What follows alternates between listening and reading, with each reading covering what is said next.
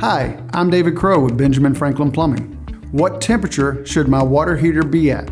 Water heaters come from the manufacturer preset at 110 degrees. So at Benjamin Franklin Plumbing, when we install a water heater, we typically set those at 120 degrees, and then we have the homeowner check to make sure that they are comfortable with that temperature.